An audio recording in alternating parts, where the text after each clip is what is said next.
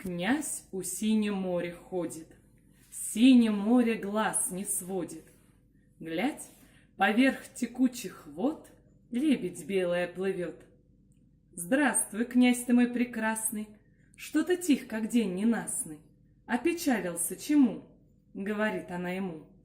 Князь Гвидон ей отвечает. Грусть, тоска меня съедает, люди женятся, гляжу, не женат лишь я хожу. А кого же на примете ты имеешь? Да на свете, говорят, царевна есть, что не можно глаз отвесть.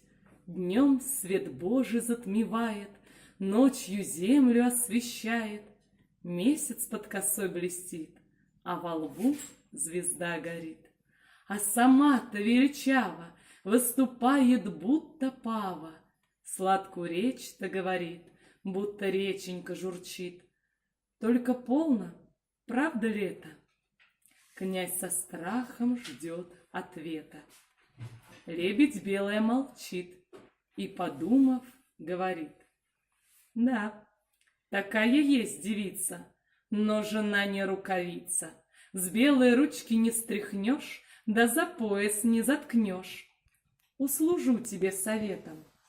Слушай, обо всем об этом пораздумай ты путем, не раскается потом.